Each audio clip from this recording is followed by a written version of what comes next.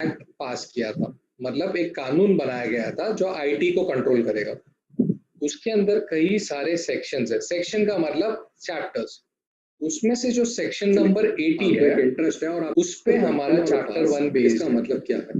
When I से weapon, हत्या, now अब कोई बोलेगा सर ये नाउ आईटी एक्ट क्या है? To begin with this, India में सेक्शन आईटी को 80 रेगुलेट करने के लिए वेपन है या गवर्नमेंट ऑफ फार्स इंडिया है। ने 230 मैंने को इसे वेपन रेगुलेट है या करने फार्स के है, लिए इसका मतलब हत्यारा गवर्नमेंट या ऑफ इंडिया मजाक ने बन गया। तो अब ध्यान से देखो ये क्यों कहा गया। सेक्शन 80 बोलता है power of police officer and other officers, power of police officers and other officers to enter search etcetera. अब यहाँ पे देखिए एस्पेक्ट क्या क्या है। यहाँ पे देखिए एस्पेक्ट क्या क्या है। आपको है ना ये पढ़ना नहीं है, आपको ये नहीं पढ़ना है, आपको ये नहीं पढ़ना है, आपका सिर्फ पहले पैराग्राफ पे पढ़ना है। और आपको यहाँ पे 4 फॉल्ट्स निकलेंगे, वो 4 फॉल्ट याद रखना है जो एमसीक्यूज में पूछा जा सकता है। 4 फॉल्ट्स। सर ये फॉल्ट क्या क्या है? 4 गलतियां जो बनाई गई, जो सेक्शन बनाया गया था उसमें 4 गड़बड़ क्या थी। अब देखो, प्लीज अंडरस्टैंड दिस। मैं एक काम कीजिए, मैं आपको वापस एक्सप्लेन कर देता हूँ। ये देखो, सबसे पहले मैं एक एक मार्किंग दे रहा हूँ, उस पॉइंट्स पे फोकस करना। सबसे पहले ये not below the rank of deputy superintendent, this is a first point. Second point, enter any public place, second point. Third point, being about to commit any offense, yeah, about to commit, third point. And fourth point, offense under this act. Sir आप explain करोगे ये section क्या है? Section बोलता है एक police officer जिसका rank deputy superintendent के ऊपर है, वो पब्लिक प्लेस में एक सर्च कर सकता है और किसी भी इंसान ने जिसने साइबर क्राइम किया है, जो कर रहा है या जो कर सकता है और वो क्राइम ऑफेंस है, तो वो अरेस्ट होएगा। अब इसमें फ्लॉ क्या है पहले देखो।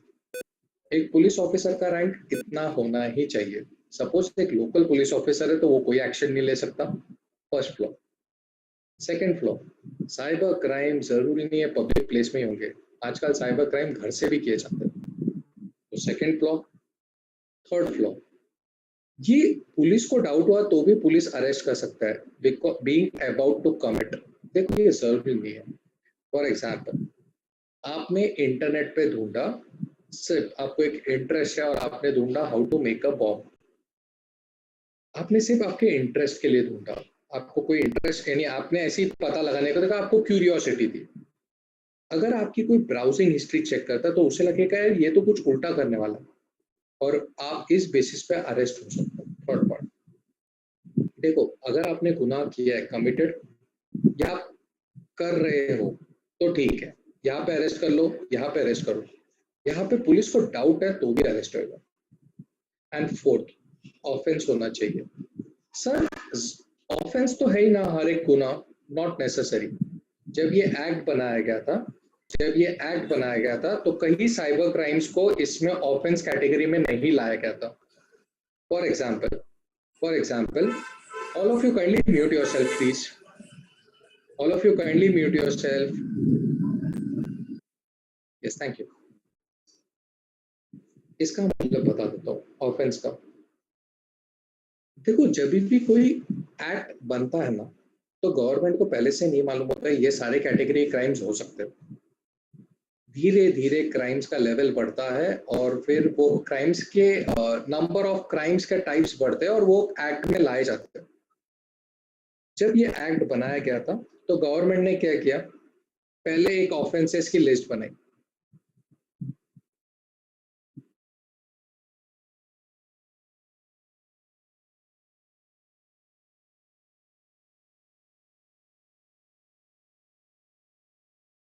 गवर्नमेंट ने एक लिस्ट बनाई।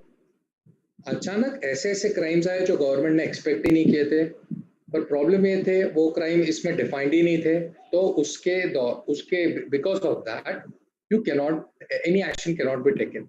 सर एक एग्जांपल दोगे? Email abuse. ईमेल अब्यूज, किसी को अगर आप ईमेल पे उल्टा लिख के भेजते हो कुछ, तो it was not categorized as offence, तो ये प्रॉब्लम हो गया था। तो ये 4 पॉइंट्स पे आप कहीं एमसीक्यूज एक्सपेक्ट कर सकते हो। पहला पॉइंट रहेगा सेक्शन 80 है क्या, तो ये है section 80, power of police officer and other officers to enter search. 4 flaw, पहला flaw, police can search only in public place. Second flaw, police below the rank of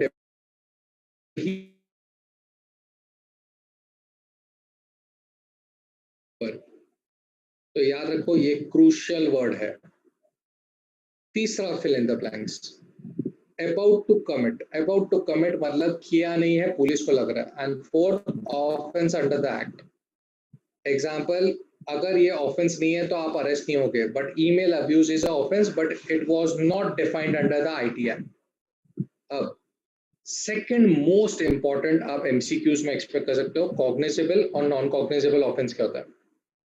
syllabus copy में next part है cognizable and non cognizable offence. Repeat, cognizable and non cognizable offences. Sir ये होता क्या है? 2 तरीके के offence, जहां पे अरेस्ट हो सकता है without warrant, that is cognizable offence. ये सबसे क्रूशियल पॉइंट है, ध्यान रखो फिल इन द ब्लैंक्स के लिए। एक ऑफेंस जहां पे पुलिस आपको अरेस्ट कर सकती है without warrant, cognizable offence.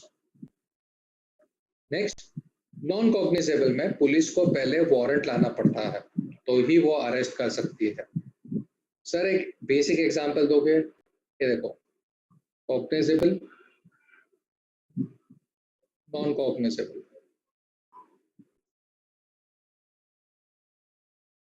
Murder, income tax का रेट,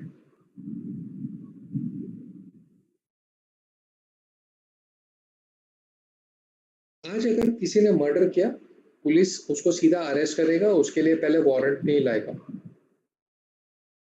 इनकम टैक्स का अगर रेट गिराना है तो पहले परमिशन लेना पड़ता है, ऐसे ही जाके इनकम टैक्स वाले किसी के घर पे रेट नहीं कर पाते, तो दैट इज नॉन कॉग्निजेबल। यहाँ पे आपको एक पूरा पहले परमिशन लगता है।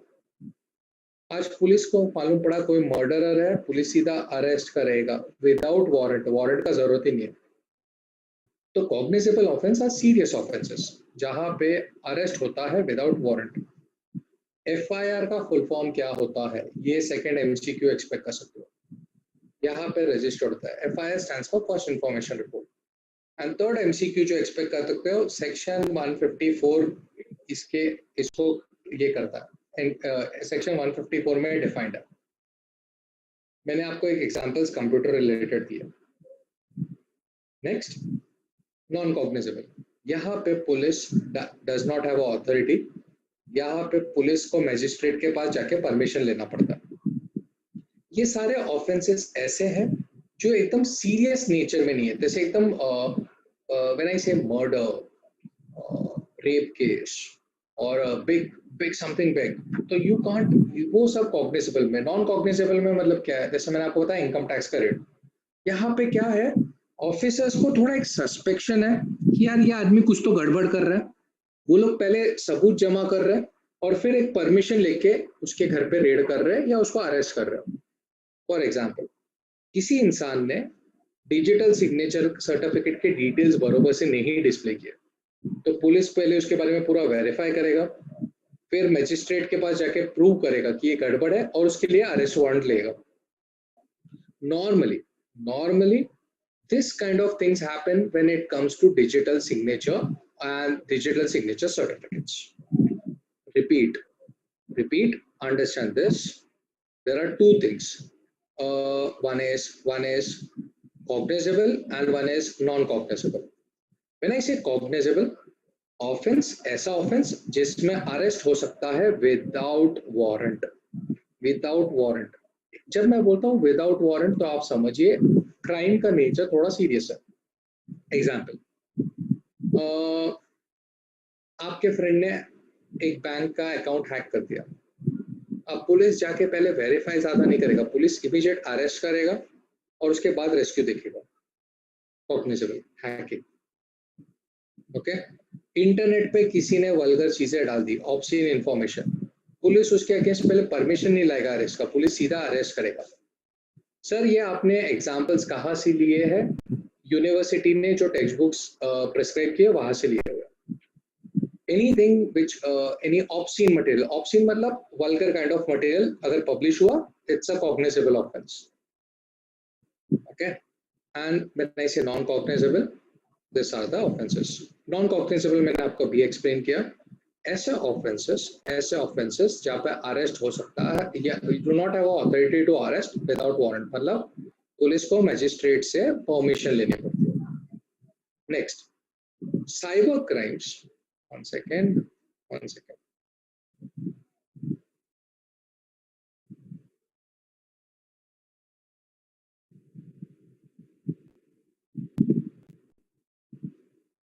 Yeah, understand this. When I say cyber crimes, include the following. तो ये देखो, ये कई चीजें आपने अपने कई बाकी सब्जेक्ट्स में रीड की है साइबर क्राइम्स के बारे में, जैसे वायरस या worm attack, theft, hacking, DoS attack, Trojan attacks, web jacking, इस कई तरीके। सलामी अटैक मतलब क्या होता है? आप इंस्टॉलमेंट में अटैक कर रहे हो, इसका इफेक्ट बड़ा होगा। ये कई तरीके के अटैक्स हैं। ये साइबर क्राइम्स नॉर्मली क्या इंक्लूड होता है? अब ऑफेंसेस, मैंने आज आपको शुरू में बताया कई ऑफेंसेस जो आईटी एक्ट में डिफाइन हुए थे। वो था हैकिंग, वल्गर चीजें इंटरनेट पर डालना, publishing of information which is obscene. Okay, और आप ये याद रखिए, आप ये तीन याद रखिए, मोस्टली ये तीन पे आप फोकस रखोगे। ओके ना, अभी प्रॉब्लम क्या है? जब आईटी एक्ट बनाया गया तो ये ऑफेंसेस काउंट हुए, बट जैसे मैंने आपको बताया कई ऑफेंसेस है जो पहले आए नहीं थे और अब आ चुके हैं। फॉर एग्जांपल 2000 में इंस्टाग्राम उतना फेमस नहीं था, ऑफ लेटली इंस्टाग्राम फेमस हुआ है। अब इंस्टाग्राम पे कई तरीके के ऑफेंसेस हो सकते हैं जो आईटी एक्ट 2000 में डिफाइंड ही नहीं थे। धीरे धीरे इसीलिए एक्ट में अमेंडमेंट होता है, अमेंडमेंट मतलब एडिशन होता है। अब आपको ये चीज मैंने वापस बोल रहा हूँ, ये again I have taken it from IT act 2000, government का गैजेट। अब ध्यान से सुनिए, नेक्स्ट थिंग आप जो एक्सपेक्ट कर सकते हो, next thing which you can expect is कौन सा सेक्शन कौन से इससे रिलेटेड है। तो याद रखिए, आपको बाय हार्ट अगर करना है तो आप ये करो, tampering with computer source code, section number 65 deals with of IT Act. Computer related offenses 66। वापस बोल रहा हूँ, मैं कंप्यूटर के सोर्स को, ये मत याद रखिए, ये मैंने आपके लिए डेटा रखा है, आप एज ऑफ नाउ इसे मत फॉलो कीजिए। ये मैंने फुल डेटा क्यों रखा है? क्योंकि अगर आप गवर्नमेंट के गैजेट से कुछ लेते हो तो आपको पूरा डिस्प्ले करना पड़ता है। तो एज ऑफ नाउ मैं ये दोनों आपको नहीं करने बोल रहा हूँ, मैं आपको बोल रहा हूँ एमसीक्यूज में आप क्या एक्सपेक्ट कर सकते हो, आईटी एक्ट का कौन सा सेक्शन किस ऑफेंस की तरफ डील करता है। तो अगर आप कंप्यूटर सोर्स कोड की तरफ कुछ गड़बड़ करते हो तो सेक्शन 65, और कंप्यूटर रिलेटेड ऑफेंस करते हो तो 66। तो ये दो आप याद रखोगे, इतना पार्ट यहां से लेकर यहां तक। नेक्स्ट 67 याद रखिए, ये अंदर की पार्ट मत याद कीजिए, सब सेक्शंस मत याद कीजिए। ओके, ये क्या है? आज व्हाट्सएप पे किसी ने वल्गर चीज भेज दी, कोई वल्गर फोटो भेज दिया और उसके अगेंस्ट आपको एक्शन लेना है, सेक्शन 67 ऑफ आईटी एक्ट। वापस बोलो, इतना रखिए, transmitting obscene material electronic format, electronic मतलब आपने पीडीएफ इमेजेस फॉर्मेट में ऑब्ससीन मटेरियल फॉरवर्ड किया, so this is the section 67. And see, I have taken the entire thing. You will be focusing on section 65, section 66, section number 67, and that's it. Okay, so you, and this one, sorry, 73. Repeat. Section 65, section 66, section 67 and section 73। 73 का मतलब क्या होता है? देखो, आपने digital signature certificate सुना है, अगर आप उसमें डेटा मिस इंटरप्रिटेशन करते हो तो 73 सेक्शन आप पे लागू जाता है। Now, next thing which you need to do in unit 1 is network service providers क्या होते हैं। तो ये देखिए, देखो, एक होता है इंटरनेट सर्विस प्रोवाइडर, इसका मतलब क्या है? हैथवे, आप रिलायंस जियो ले सकते हैं, they are internet service provider, Airtel. But network service provider बोलता है वो internet service provider plus other facilities या other infrastructure is network service provider। Network service provider, इसका एक एग्जांपल आप ले लो, फेसबुक, ट्विटर, ये लोग ने आपको ब्लॉगिंग साइट्स दी है जहाँ पे इंटरनेट है प्लस अदर एस्पेक्ट्स है। आप होटल एंड रेस्टोरेंट्स ले लो, यहाँ पे आपको एक इंफ्रास्ट्रक्चर दिया जाता है प्लस इंटरनेट सर्विस दी जाती है। सबसे बेस्ट आपका कॉलेज या यूनिवर्सिटी ले लो, आपके पास infrastructure that is computer lab plus internet services. आपको इसमें याद रखना है तो कौन सा पार्ट?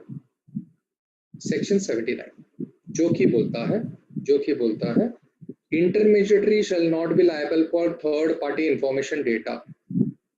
इसका मतलब ध्यान से सुनो, आप जियो का इंटरनेट यूज करते हो,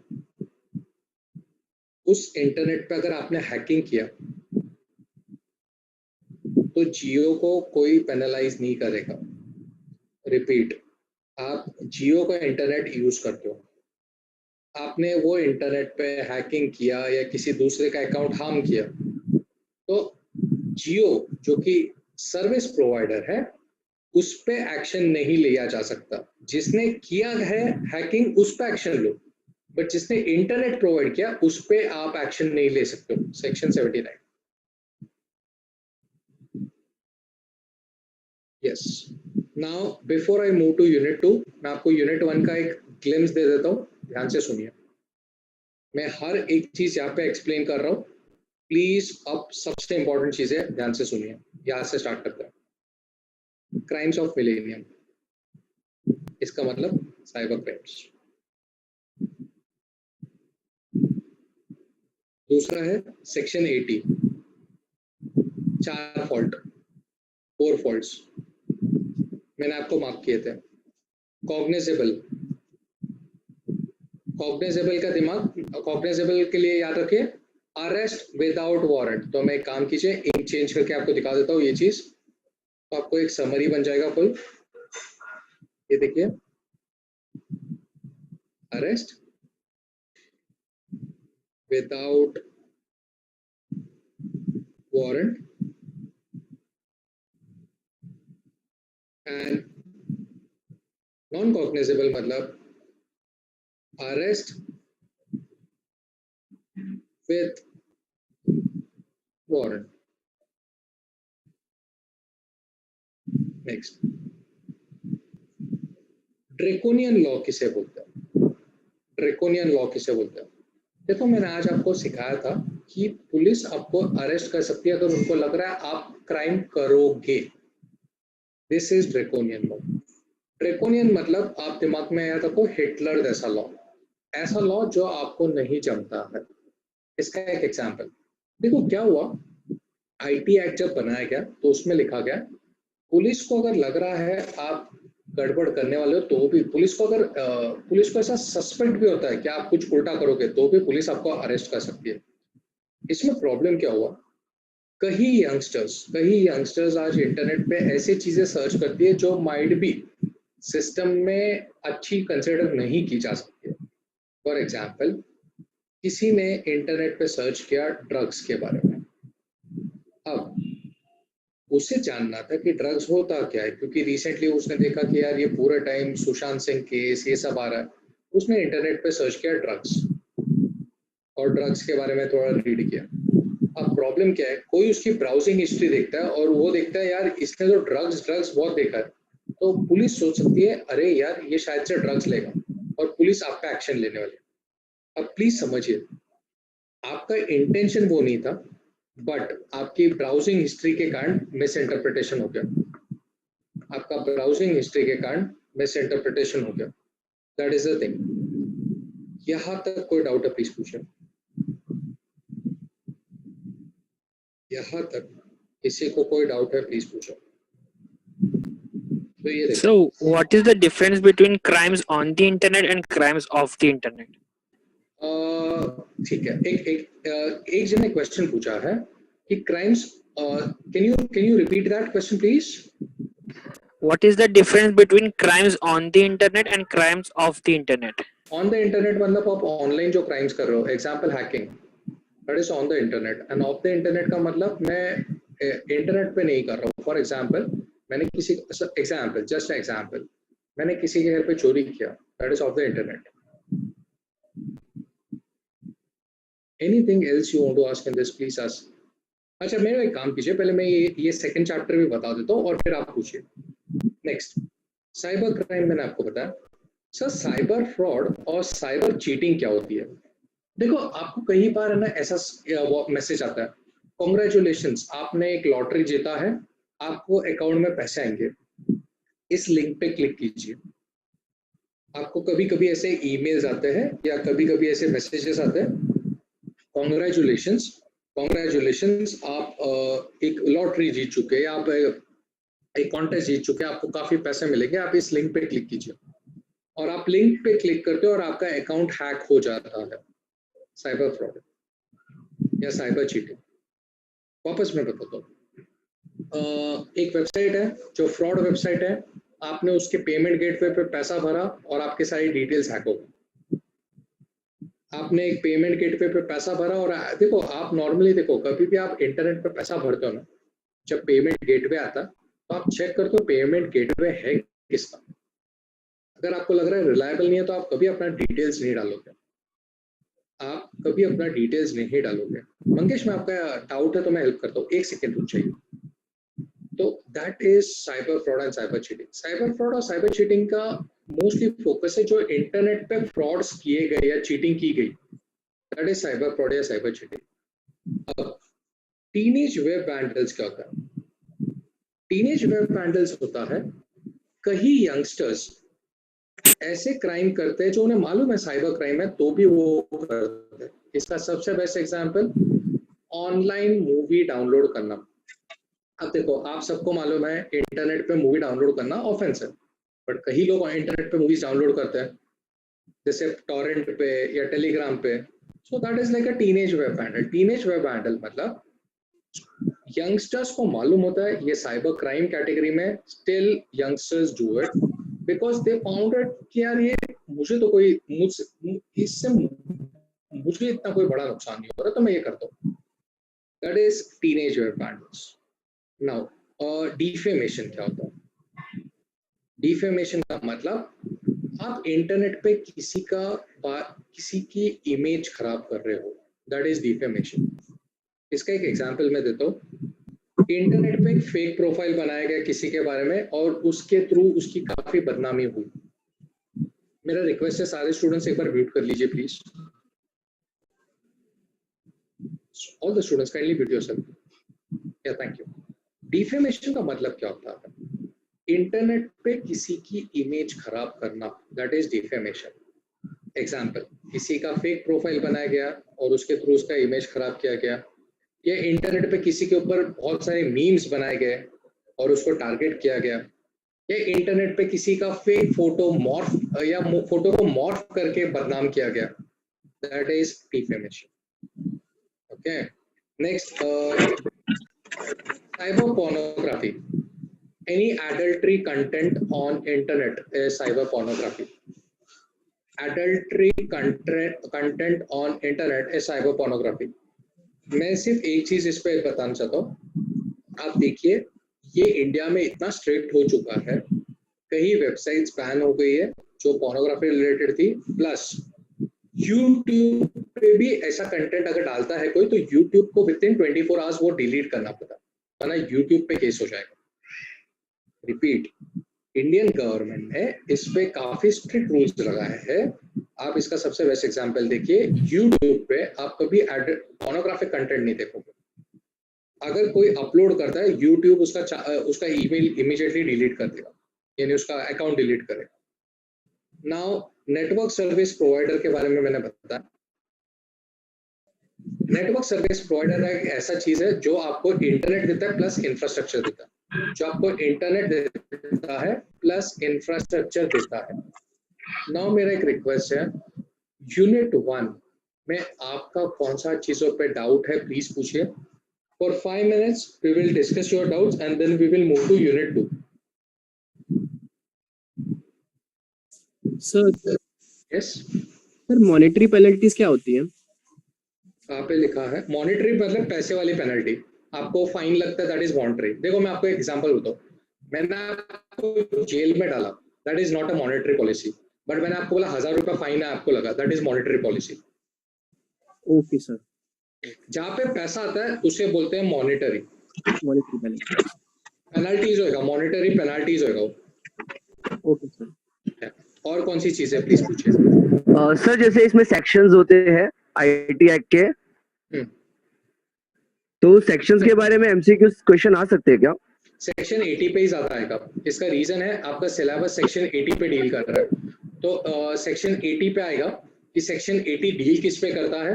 सेक्शन 80 के आप ये हेडिंग लेके जाइए, power of police officer to arrest. Second चीज है आपको जो पूछ सकते हैं, बाकी सेक्शंस के ऊपर नहीं पूछा जाएगा। उसका एक रीजन है, अगर आप टोटल देखोगे तो करीब करीब 90 सेक्शंस है। हाँ सर, इसीलिए। हाँ, तो आपको जो पढ़ना है सेक्शन 80 पे फोकस करोगे, उसके पहले के सेक्शंस इस आपके सिलेबस में नहीं है। Okay sir. या any other person having any doubt please let me know. Sir yes, एक डाउट था। हाँ बोलिए। एक क्वेश्चन था सर, मिला था, उसमें लिखा था कि इम्प्रिजन एक ऑफेंस है जिसपे इम्प्रिजनमेंट है 3 years का और फाइन है 10,000 का, तो ये कौन सा क्राइम होगा सर? कॉग्निजेबल के नॉन कॉग्निजेबल? आपको क्या बोला गया है? फाइन कितना है? मतलब एक अमाउंट दिया गया है फाइन का 10,000 और इम्प्रिजनमेंट है लेस देन। कॉग्निजेबल। सर तो ये पता कैसे चलेगा कि ये कॉग्निजेबल है और नॉन कॉग्निजेबल है? मतलब कोई सपोज कर लो कि कोई ऐसा क्वेश्चन दिया गया है जिसमें क्राइम डिफाइन है और पूछा जाएगा कि कॉग्निजेबल है कि नॉन कॉग्निजेबल है, तो पता कैसे चलेगा? इसमें कैसे आइडेंटिफाई करेंगे? ठीक है, मैं आपको एक बार स्टेट कर देता हूँ। ये क्वेश्चन मैं आपको अभी स्टेट करके दे दूंगा। और कोई डाउट है प्लीज पूछिए। नहीं सर, ये लास्ट। ये मैं आपको हेल्प कर दूंगा। मैं आपको ना आज के सेशन में एंड में एक टेबल बना के दे दूंगा, जहाँ पे आप ये क्लासिफाई कर सकते हो कि इतने पैसे रुपए का फाइन है तो वो कॉग्निजेबल है, इतने के ऊपर है तो नॉन कॉग्निजेबल है। अच्छा, तो वो टेबल है क्या सर? उसमें डिफाइन है क्या? एक्चुअली वो डिफाइन नहीं होता है आपके सिलेबस में ना। नॉर्मली कॉग्निजेबल और नॉन कॉग्निजेबल को कैसे डिफाइन किया गया आपके सिलेबस में? ओके, जो क्राइम में पुलिस अरेस्ट कर सकती है without warrant that is cognizable, और जहां पे पुलिस को मैजिस्ट्रेट का परमिशन लगता है दैट इज नॉन कॉग्निजेबल।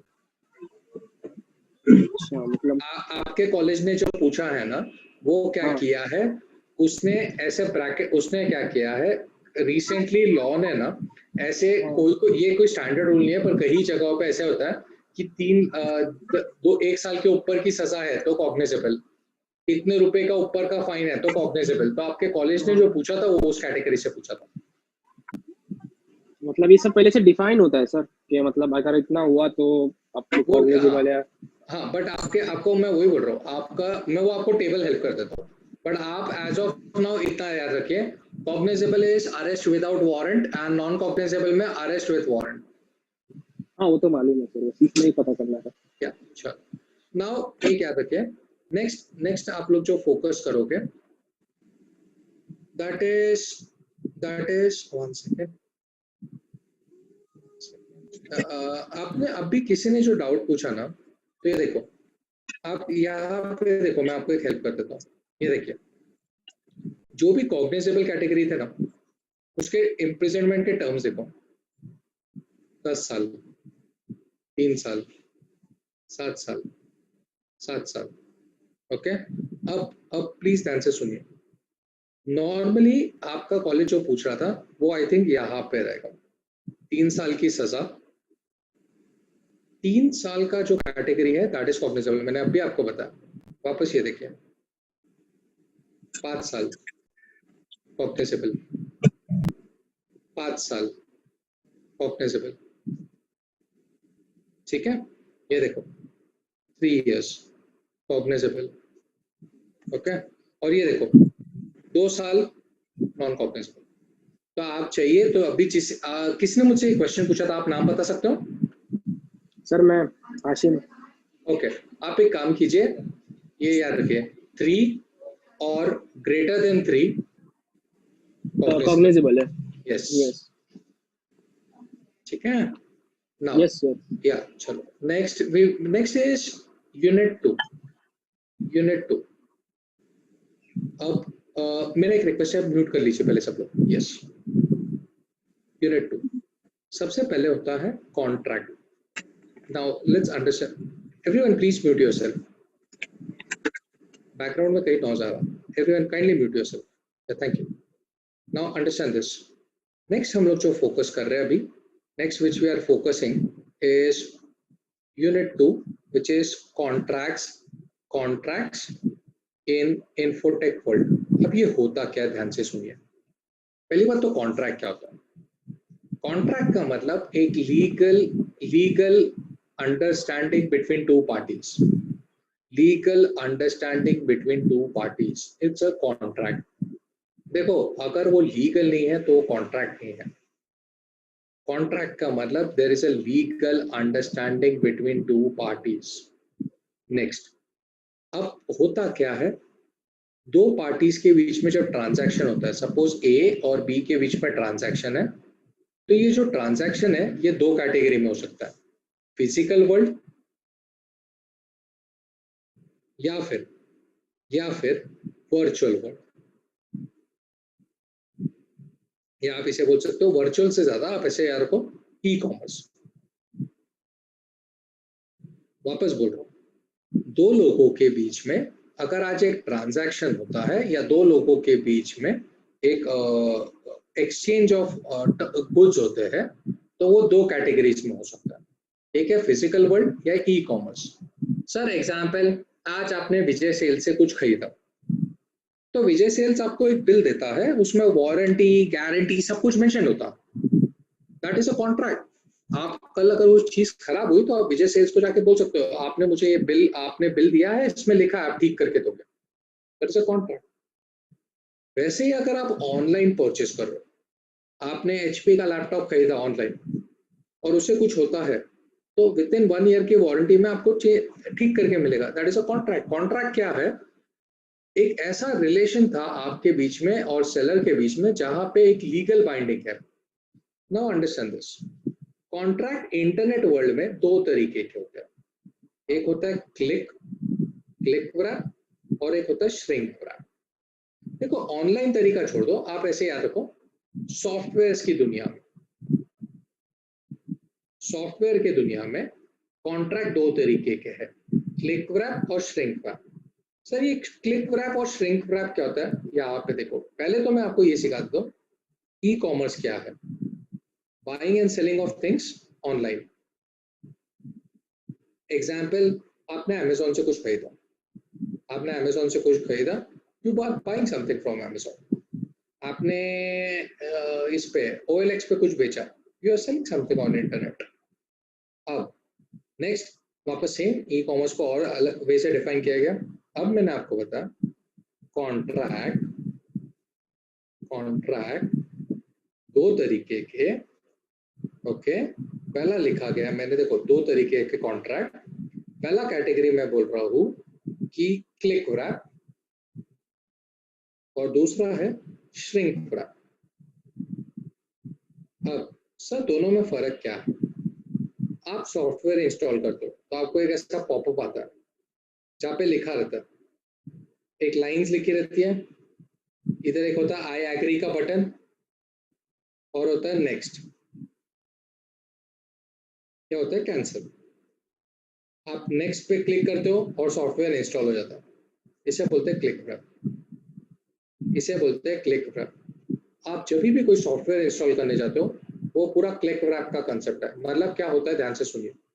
आपको एक पॉपअप आता है ऑनलाइन, उस पॉपअप में आप पूरे टर्म्स एंड कंडीशंस मेंशन होते हैं, आप वो रीड करते हो, आप एग्री करते हो और आप आगे प्रोसीड करना चाहते हो तो आप करते हो। अगर आपको एग्री करना नहीं है तो आप नहीं करते हो और इंस्टॉल नहीं होता। आप एग्री नहीं करते हो तो इंस्टॉल नहीं होता।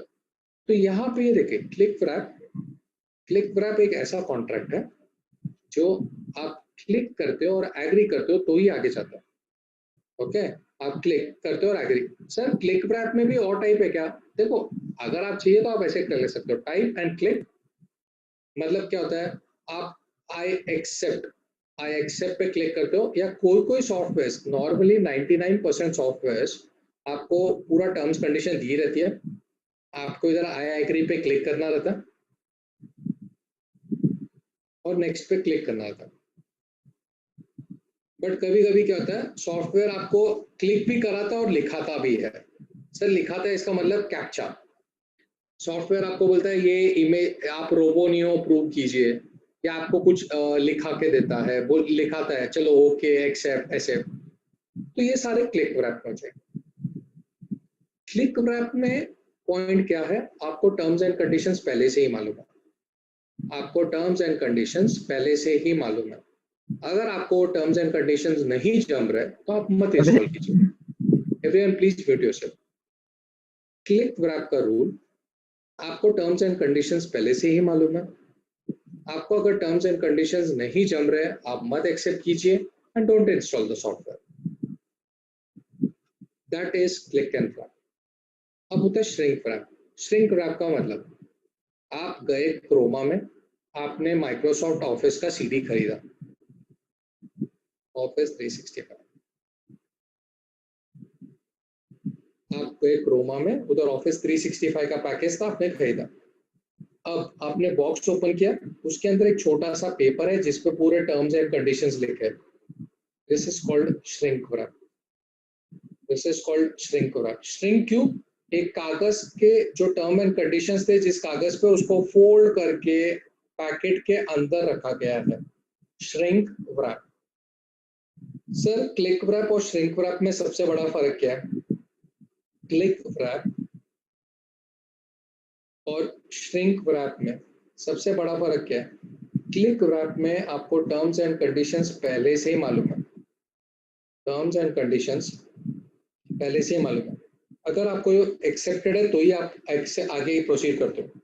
श्रिंक रैप, आप जब ऑफिस 365 का बॉक्स खरीदते हो तो पहले आप ओपन करके पढ़ नहीं सकते हो।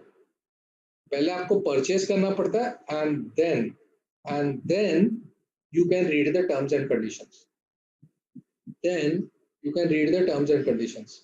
वापस रिपीट कर रहा हूँ, क्लिक रैप में आपको टर्म्स एंड कंडीशंस पहले से दिखता है। जब आप सॉफ्टवेयर इंस्टॉल करने जाते हो तो पहले ही लिख के आ जाता है ये प्रोसीजर है या ये चीजें हैं, आपको एक्सेप्ट करनी है तो आप एक्सेप्ट कीजिए और इंस्टॉल कीजिए। सेम आप जब मोबाइल में कोई ऐप इंस्टॉल करते हो तो टर्म्स एंड कंडीशंस पहले आता है।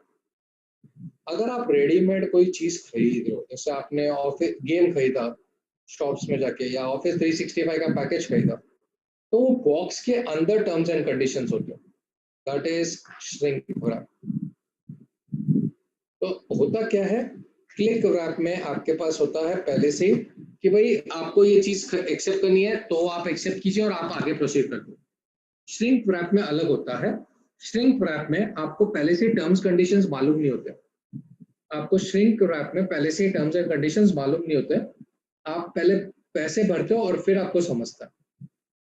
नेक्स्ट, अब देखिए, व्हेन आई से contract formation under the Indian contract act, contract formation under the Indian contract act, इस पर अगर आप फोकस करोगे, 1 second, yes, Indian contract act आया कब? पहले ये याद रखिए, 1872। फिल इन द ब्लैंक्स में आप एक्सपेक्ट कर सकते हो इंडियन कॉन्ट्रैक्ट एक्ट आया कब? 1872।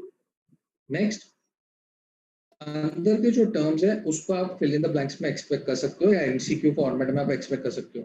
पहला है प्रपोजल क्या होता है, दूसरा है प्रॉमिस क्या होता है, तीसरा है प्रॉमिसर क्या होता है, नेक्स्ट है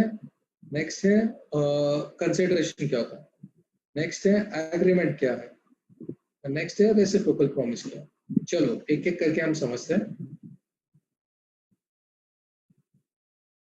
When one person signifies his willingness to abstain from doing anything with the view of obtaining action from others to act such thing, it is proposal. Example, Vidyalankar ने आपको बोला, we are offering a cyber law course, we are offering a cyber law course, we are offering a cyber law course, this is a fees, this is a badge. They are making you a proposal. आपने बोला yes Vidyalankar हमें आपका batch join करना है, तो आपने consent दे दिया, आपने बोला yes, आपने फीस पे किया and you have accepted the proposal. अब ये तुम दोनों के बीच में हो गए प्रॉमिस, ये हो गए प्रॉमिस। वापस बताता हूँ, ध्यान से सुनो। विद्यालंकर ने बोला we will be teaching you semester 6 IT BSc IT subjects, this is a badge, this is a fees, this was a proposal from their side, you paid the fees, आपने फीस पे किया, आपने एक्सेप्ट किया वो proposal. अब आप दोनों के बीच में बन चुका है प्रॉमिस, यानी आपके बीच में एक कॉन्ट्रैक्ट बन चुका है। Vidyalankar is a promiser and आप हो प्रॉमिसी।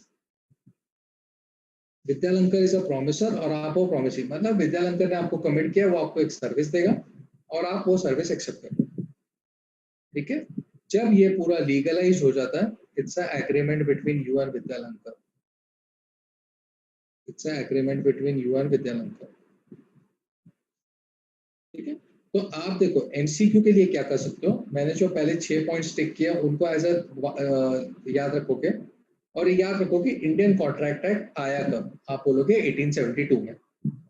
नेक्स्ट सबसे इंपॉर्टेंट चीज, terms and conditions of contract में होता क्या है।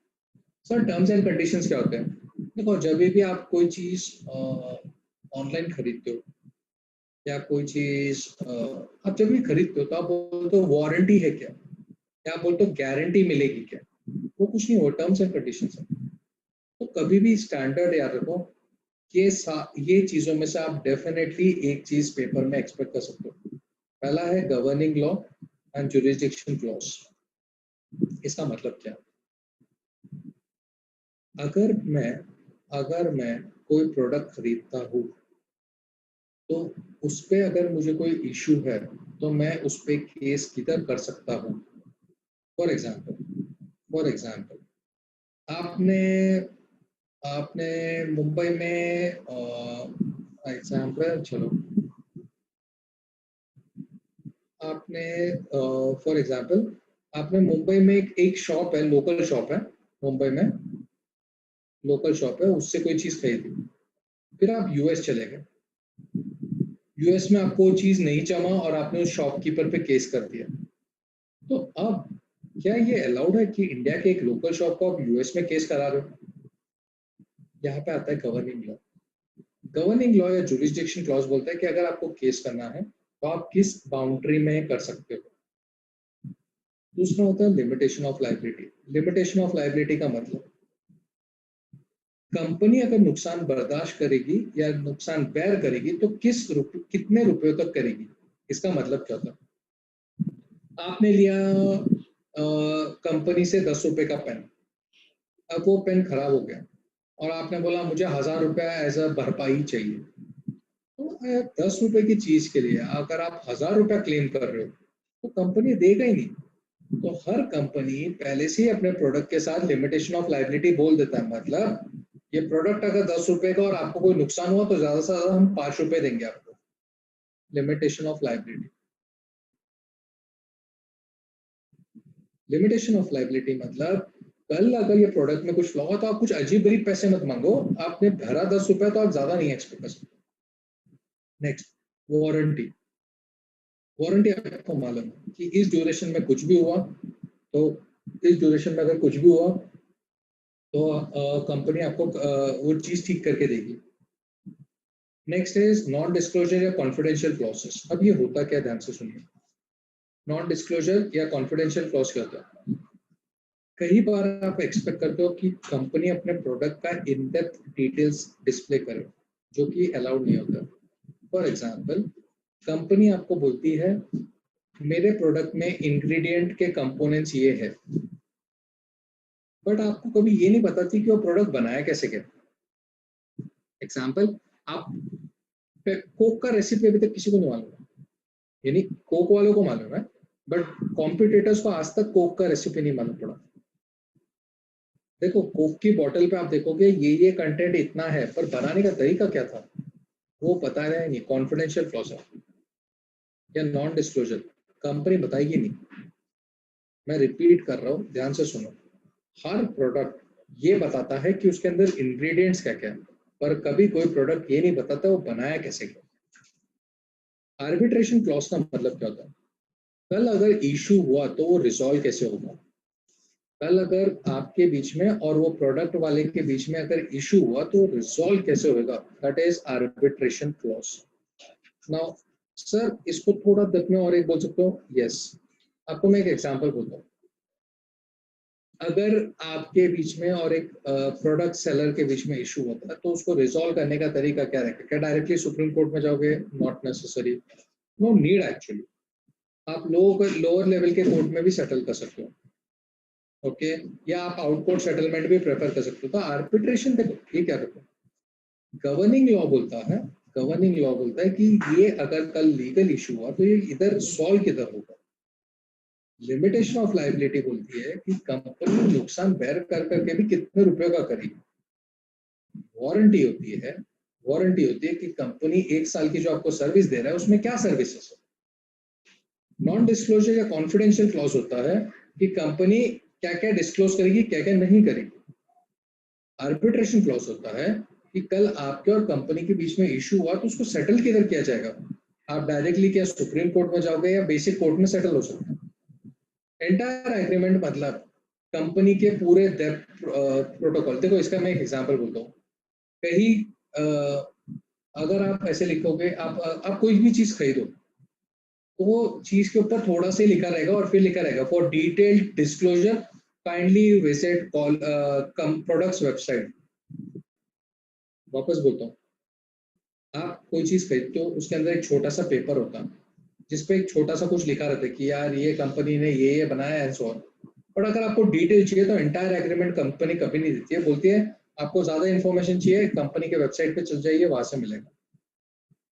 Restraining employees from competitive activity, इसका मतलब क्या है?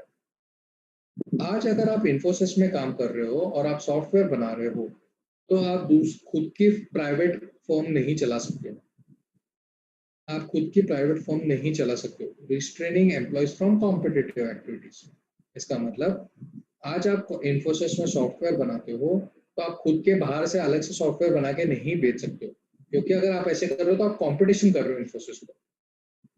और एक एग्जांपल, आप कोई फर्म के अंदर आर्किटेक्ट हो, आप डिजाइन्स बनाते हो तो आप खुद का पर्सनली ये बिजनेस नहीं चालू कर सकते। Next, software licence agreement.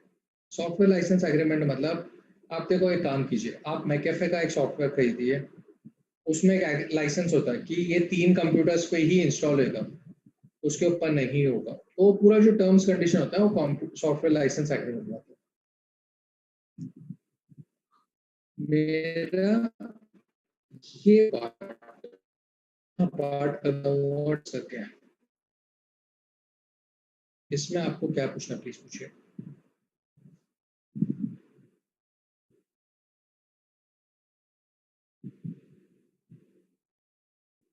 ठीक है, anything you want to ask? Next No, sir. Next 1 second. ये आप एमसीक्यू में सबसे ज्यादा एक्सपेक्ट कर सकते हो। इंडिया का जुडिशियल लॉ या इंडिया के कोर्ट्स की 3 कैटेगरी में, पेक्यूनियर, सब्जेक्ट मैटर, टेरिटोरियल। मैं तुम्हें एक एग्जांपल देता हूँ। पैसे का इशू है तो पेक्यूनियर मतलब किसी ने किस पे 10 लाख का केस कर दिया है, 10 लाख का जुर्माना ये भरना है आपको, क्या बोलते हैं, फाइन, या 10,000 का फाइन भरना है या 1,000। अभी सपोज आपने आपने अपने फ्रेंड पे 1,000 रुपए का केस किया कि 1,000 रुपए उसे मुझे देना है, तो ये सुप्रीम कोर्ट में थोड़ी जाएगा, ये तो लोकल कोर्ट में सेटल हो जाएगा। पेक्यूनियरी, पेक्यूनियरी मतलब वो डिसीजंस जहां पे पैसा आता है। व्हेन आई से मॉनेटरी मतलब पैसा है। सब्जेक्ट मैटर, सब्जेक्ट मैटर का मतलब क्या होता है? कोई पर्टिकुलर कॉन्टेक्स्ट, कोई पर्टिकुलर कॉन्टेक्स्ट उसे बोलते हैं सब्जेक्ट मैटर। इसका मतलब आज अगर एक कंपनी बंद होती है तो वो कोई लोकल कोर्ट में नहीं होगा, एक कंपनीज एक्ट होता है, कंपनी का फॉर्मेशन रूल होता है, उसके हिसाब से बंद होगा। एग्जाम्पल आप ले लीजिए, चलो अभी सपोज सपोज अभी वोडाफोन और आइडिया दोनों मर्ज है और बीच में लोग बोल रहे थे हम बैंकरप्ट होने वाले हैं। तो अगर वो बोलते हैं हम बैंकरप्सी फाइल कर रहे हैं, तो वो थोड़ी लोकल पुलिस स्टेशन में फाइल करेंगे। एक पर्टिकुलर कोर्ट है जहाँ पे वो बोलेंगे यार अब हमसे नहीं हो रहा, हमें ये एंड करना है। तो that is a particular subject matter, उसका एक स्पेसिफिक कोर्ट है या उस हिसाब से उसको डीलिंग होगा। एंड टेरिटोरियल मतलब इशू किधर रिसॉल्व होगा। अभी एग्जांपल बोलता हूँ, आप रहते हो थाने में, आपके घर पे चोरी हुई और आपने पुलिस कंप्लेंट किया आके चर्च गेट में, तो चर्च गेट पुलिस स्टेशन बोलेगा आपको कि यार आप थाने पुलिस स्टेशन में कंप्लेंट कीजिए, क्योंकि वो उनका जुरिस्डिक्शन है। वापस बोलो, आप रहते हो थाने में, आपके घर पे चोरी हुई और आपने चर्च गेट पुलिस स्टेशन पे कंप्लेंट किया, तो चर्च गेट पुलिस स्टेशन आपको स्ट्रेट फॉरवर्ड बोल देगा अरे ये हमारा जुरिस्डिक्शन है नहीं, आप थाने में कंप्लेंट कीजिए। टेरिटोरी, यहाँ तक कोई डाउट है प्लीज पूछिए। एंड अब इसका डेफिनेशन प्लीज बराबर से करके चाहिए। इसका रीजन है ये काफी एक्सपेक्टेड है। कॉज ऑफ एक्शन मतलब क्या? सबूत, सबसे सिंपल सबूत। आज आपको किसी के अगेंस्ट केस करना है, कोई एक्शन लेना है, तो आपके पास क्या फैक्ट और फिगर है जिसके बेसिस पे आप ले सक रहे हो? सबूत, that is cause of action. Cause of action मतलब ऐसी कौन सी चीज है जिसके बुनियाद पे या जिसके बेसिस पे आप सामने वाले पे एक्शन ले सकते हो, that is cause of action. Okay, now next is ये देखो, फॉरेन जजमेंट से इन इंडिया कब रिजेक्ट हो सकता है? अगर अभी मैं एग्जांपल बोलता हूँ, एक इंडियन पाकिस्तानी की लैंड पे पकड़ा गया और उसके अगेंस्ट पाकिस्तान ने बिना सोचे ऐसे ही एक एक्शन दे दिया, तो इंडियन गवर्नमेंट, देखो इंडियन गवर्नमेंट उसको एक्सेप्ट नहीं करेगा। नॉर्मली इंडिया और अदर कंट्रीज के बीच में अगर कोई डिस्प्यूट होता है और बाहर के कंट्री कोई, बाहर का कोर्ट कोई डिसीजन लेता है, तो इंडियन गवर्नमेंट उसका रिस्पेक्ट करती है। Example, Anil Ambani recently European courts में इशू फेस कर रहे हैं जहां पे चाइना के बैंक्स ने उन पे केस किया। आज अगर वो लोग ने कोई डिसीजन पास किया यूरोपियन गवर्नमेंट ने, तो Indian government will corporate with them. वैसे ही आज इंडियन गवर्नमेंट कोई डिसीजन पास करता है तो बाहर के कंट्रीज उसको रिस्पेक्ट करता है। बट कोई कोई जगह पे हम फॉरेन डिसीजंस को चैलेंज कर सकते हैं। वो कौन सी जगह है? पहला है not pronounced by court of competent jurisdiction.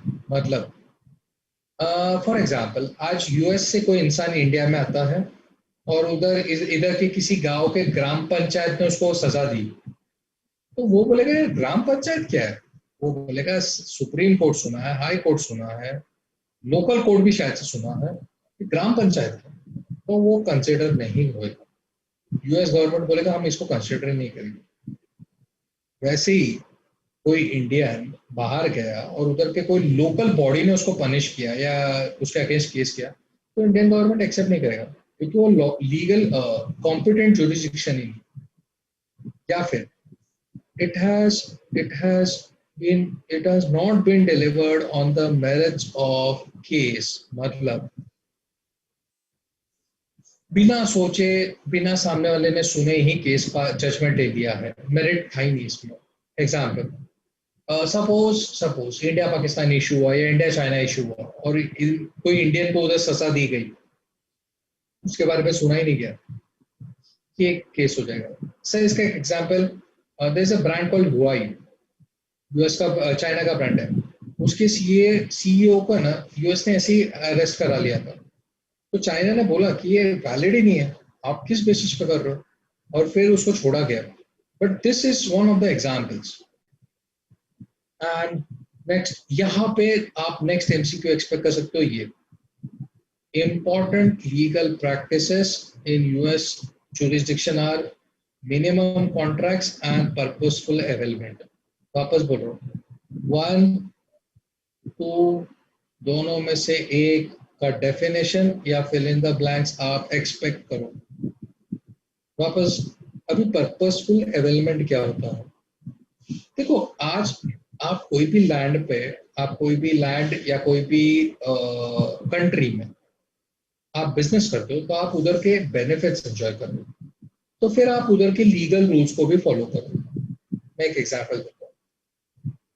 India से आप गए यूएस, आपको ग्रीन कार्ड मिला, आपको यूएस का सिटीजनशिप मिला, आप उधर के सारे बेनिफिट्स एंजॉय करो। तो उधर अगर कोई लीगल लॉ आप पे आता है तो आपको फॉलो करना पड़ेगा, क्योंकि आपने उधर के राइट्स बेनिफिट्स भी एंजॉय किए। एंड मिनिमम कॉन्ट्रैक्ट मतलब कुछ तो लीगल फॉर्मेलिटीज होनी ही चाहिए बिजनेस के लिए। इसका मतलब देखो, आज ये करे विद्यालंकर, सबसे बेस्ट एग्जांपल विद्यालंकर, ये रजिस्टर्ड एंटिटी है, ये रजिस्टर्ड एंटिटी है। आज इसका एक जीएसटी नंबर है, ये प्रॉपर रजिस्टर्ड है, ये प्रॉपर टैक्स पे कर रहा है, मिनिमम कॉन्ट्रैक्ट है इसके और गवर्नमेंट के बीच में।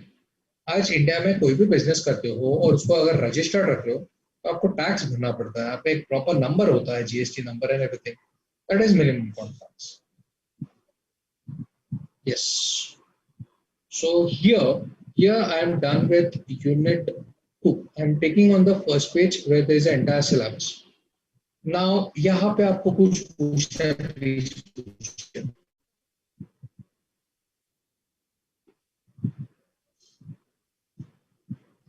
मेरा एक रिक्वेस्ट है, यहाँ पे आपको कुछ भी पूछना है, प्लीज पूछिए।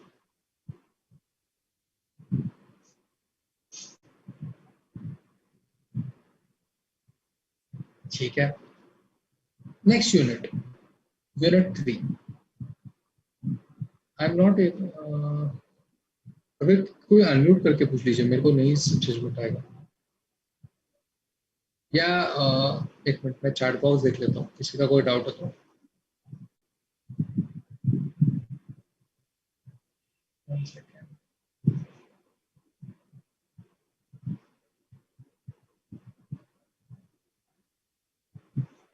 अच्छा, what is the difference between cyber fraud and a cyber cheating?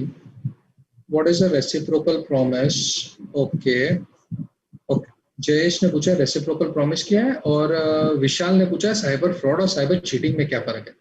ठीक है, मैं आप दोनों की क्वेश्चन से एक्सप्लेन कर देता हूँ। सबसे पहले आई थिंक इसका विशाल का डाउट है, वो मैं क्लैरिफाई कर देता हूँ। ये देखिए,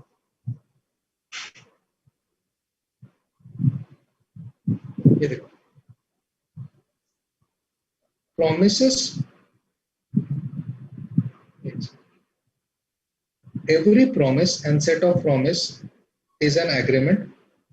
Promises which forms the consideration or a part of consideration for each other are called reciprocal promise. Example,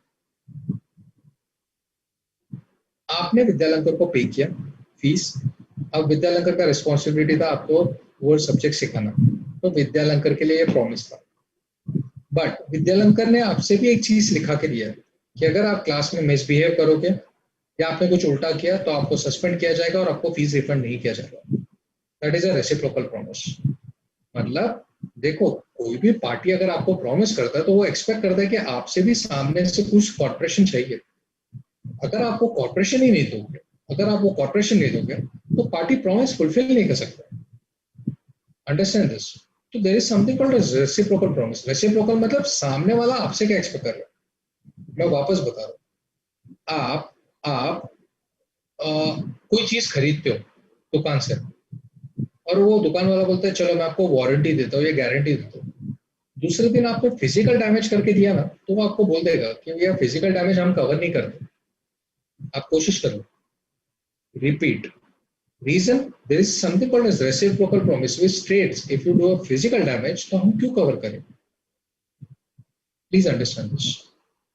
reciprocal promise यानी आपसे क्या एक्सपेक्टेड किया है कि अगर आप ये प्रॉमिस एक्सपेक्ट कर रहे हो तो आपकी भी कोई जिम्मेदारी है, वो क्या है रेसिप्रोकल प्रॉमिस। किसी ने एक क्वेश्चन पूछा था कि सर साइबर फ्रॉड और साइबर चीटिंग में क्या फर्क है। देखो, फ्रॉड एक बड़ा लेवल का टर्म है और चीटिंग बहुत स्मॉल लेवल का टर्म है। आपने आप लड़के हो और आपने एक लड़की का प्रोफाइल बना के लोगों से चैट कर रहे हो, दैट इज साइबर चीटिंग। मैं वापस बोल रहा हूँ, आप एक लड़के हो, आपने एक लड़की का प्रोफाइल बना के इंटरनेट पे बात कर रहे हो, दैट इज साइबर चीटिंग। आपने अपनी आइडेंटिटी डिस्क्लोज नहीं की है प्रॉपर्ली। आपने ऑनलाइन एक ऐसा वेबसाइट बनाया जहाँ पे लोगों ने पैसा भरा और आपने वो पैसा डुबा दिया, फ्रॉड। सर एग्जाम्पल फ्रॉड का, कई वेबसाइट्स फेक ऐसे वेबसाइट्स होती है जहाँ पे पेमेंट गेटवे फॉल्टी होता है, जहाँ पे पूरे कार्ड के डिटेल्स निकल जाते हैं। या मैं आपको और एक एग्जांपल बोलता हूँ, आपको मेल आता है आप लॉटरी जीत गए हो, आप प्लीज इधर क्लिक कीजिए, आपको इतने पैसे मिल जाएंगे एंड एवरीथिंग। फ्रॉड। एक याद रखिए, चीटिंग का लेवल स्मॉल है, फ्रॉड का लेवल बड़ा है। Now before I begin with unit 3, और कोई डाउट्स है प्लीज क्लैरिफाई। मैं एक मिनट चैट बॉक्स देख लेता हूँ, अगर और कोई डाउट नहीं है तो मैं आगे प्रोसीड कर दूंगा। Okay, thank you. ओके, चलो, विशाल का डाउट क्लियर कर दिया मैंने और जयेश का भी डाउट क्लियर कर दिया। चलो, next I am doing is unit 3। अब ये सब what happened, sorry,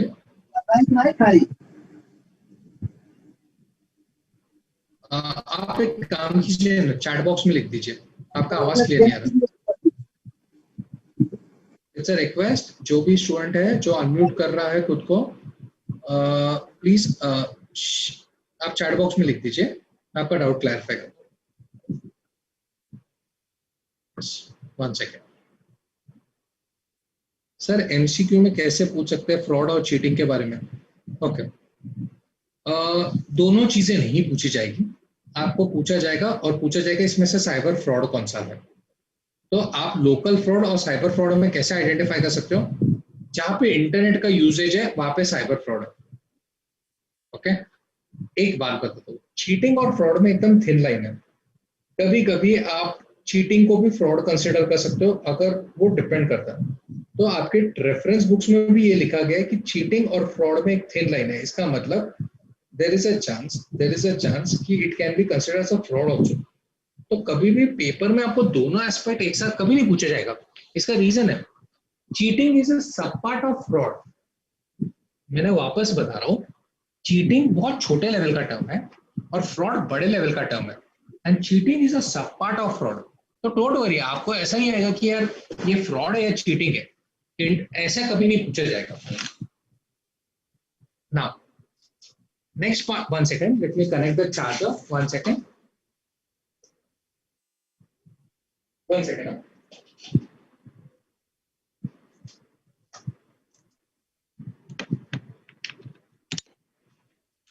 Yes, now next question, next unit 3 का आपका फोकस रहेगा साइबर स्क्वाटर। अब होता क्या है, ध्यान से आपने लिखा www.yahoo.com। ये .com होता है टॉप लेवल डोमेन, ये होता है मिडिल लेवल डोमेन। यहां पे फ्रॉड होता है। अभी आपने, होता क्या है, आपने एक वेबसाइट, आप जानते हो www.yahoo.com फेमस है, आपने एक डोमेन खरीद लिया yahoomail.com। तो इससे क्या होगा, लोग आपके वेबसाइट पे आएंगे सोच के वो याहू का वेबसाइट है, तो आप लोगों को गुमराह कर रहे हो। That is cyber squatting. सबसे पहले हम समझते हैं डोमेन नेम क्या है। हर वेबसाइट एक आईपी एड्रेस से जानी जाती है, जैसे ये। अब इसे याद रखना बहुत मुश्किल होता है क्योंकि ये न्यूमेरिकल होता है, तो ऐसे बनाया गया www.yahoo.com। उसमें जो .com है वो है टॉप लेवल डोमेन, और याहू है middle level domain. Cyber squatting इससे चालू हुआ, मिडिल लेवल डोमेन, क्योंकि ये होता है कंपनी का ट्रेडमार्क या कंपनी की पहचान। अब सबसे पहले साइबर स्क्वैटिंग, ये होता क्या है, ध्यान से देखिए, यहाँ पे मेंशन करता हूँ, ये समझो। साइबर स्क्वैटिंग सबसे पहले एक वेबसाइट है www.yahoo.com। आपको मालूम है ये बहुत पॉपुलर वेबसाइट है। आपने एक नई वेबसाइट खोली www.theyahoo.com। लोग आपके वेबसाइट पे आ रहे हैं सोच के कि वो याहू की वेबसाइट है और आपके वेबसाइट की ट्रैफिक बढ़ रही है। साइबर स्क्वैटिंग, साइबर स्क्वैटिंग मतलब आप अपने वेबसाइट की ट्रैफिक बढ़ा रहे हो लोगों को गुमराह करके कि वो दूसरे की वेबसाइट है। That is cyber squatting. Second aspect, अब एक सपोज आपने एक नया बिजनेस चालू किया और आपके बिजनेस का नाम है ABC और आपका बिजनेस बहुत अच्छा चल रहा है। जब आपके एक फ्रेंड ने रियलाइज किया तो उसने क्या किया, www.abc.com खरीदा, ऐसा डोमेन।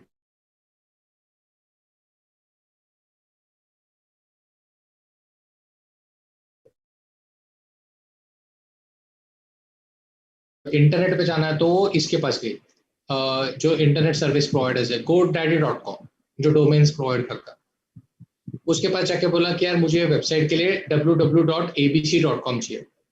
तो GoDaddy ने बोला ये तो ऑलरेडी हमने आपके फ्रेंड को बेच दिया है। तो आप अपने फ्रेंड के पास जाते हो और आपका फ्रेंड आपको ये चीज 100 टाइम ज्यादा रेट, 50 टाइम ज्यादा रेट पे बेचता है। जिससे साइबर स्क्वैटिंग, वापस बता रहा हूँ, ध्यान से सुनो। साइबर स्क्वैटिंग दो तरीके की, एक है आपको अपने वेबसाइट की ट्रैफिक बढ़ानी है तो आप अपने वेबसाइट का नाम इस तरीके से रखते हो कि लोग कंफ्यूज हो जाए और आपके वेबसाइट पे, बल्कि उनको जाना है दूसरे वेबसाइट पे। जैसे आपने रखा theyahoo.com। या फिर आप पैसा और एक अलग तरीके से कमा रहे हो, एक पॉपुलर बिजनेस है जिससे रिलेटेड आप सारे डोमेन्स खरीद लेते हो और फिर वही डोमेन उस कंपनी को महंगे में बेचते हो।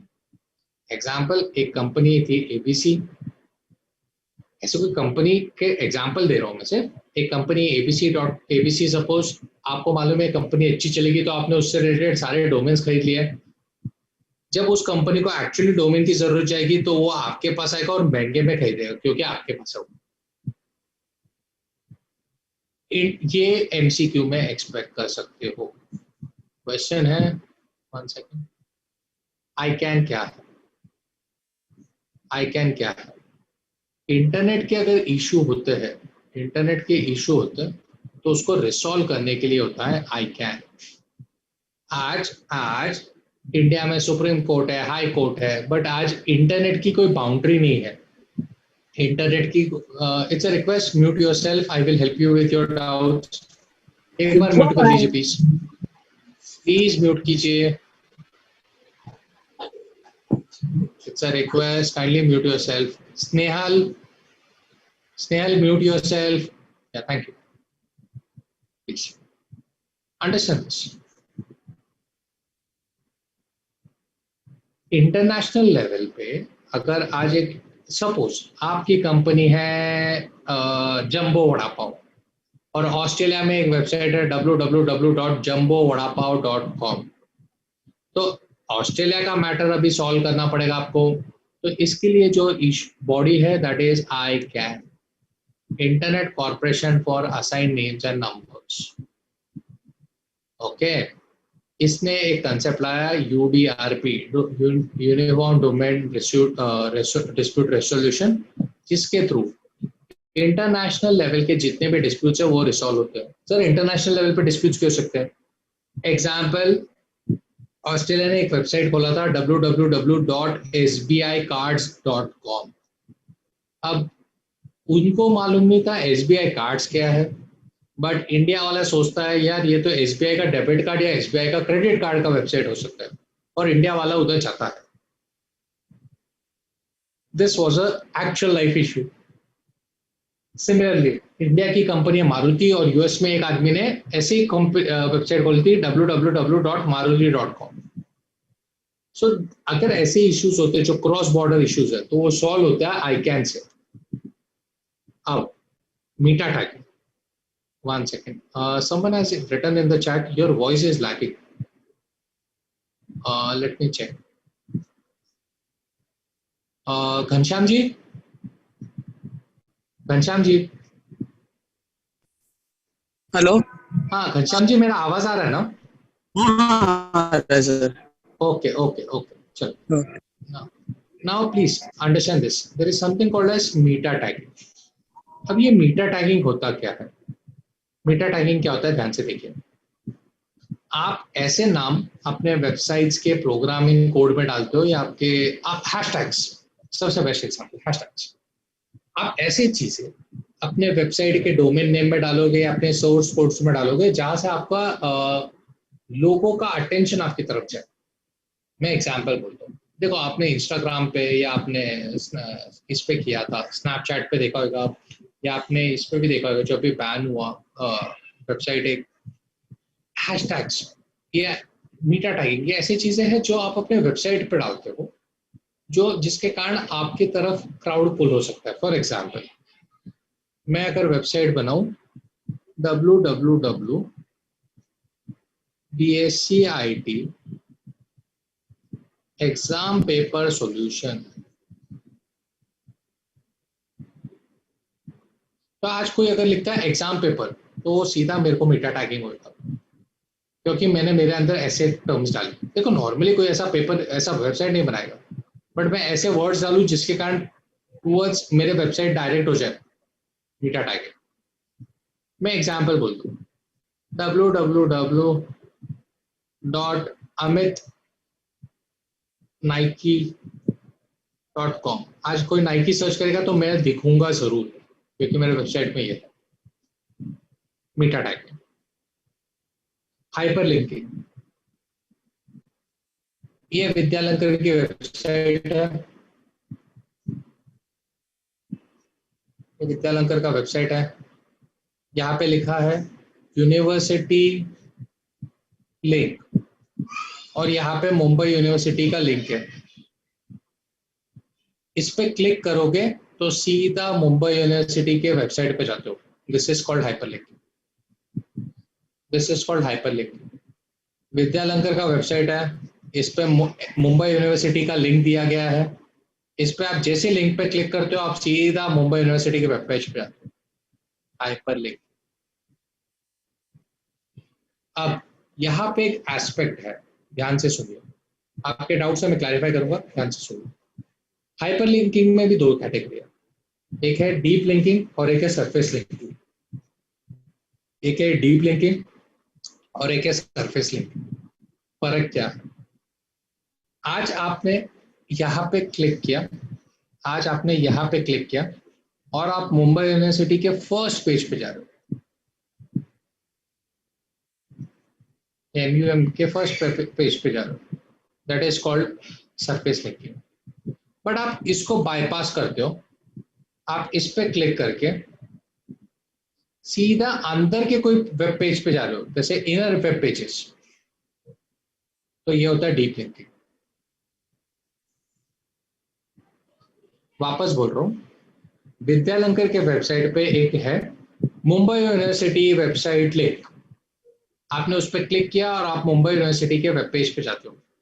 That is hyperlinking. हाइपरलिंकिंग दो तरीके का होता है, डीप लिंकिंग और सरफेस लिंकिंग. जब आप क्लिक करते दूसरे वेबसाइट के फर्स्ट पेज पे जाते हो, दैट इज सरफेस लिंकिंग. और आप क्लिक करते उसके फर्स्ट वेब पेज छोड़ो, उसके अंदर के वेब पेजेस पे जाते हो, that is called deep linking. Next, frame. आजकल कई वेबसाइट्स में आपने ऐसे छोटे छोटे फ्रेम्स देखे होंगे जहां पे वीडियो प्ले होते रहते हैं. इसे बोलते हैं फ्रेमिंग.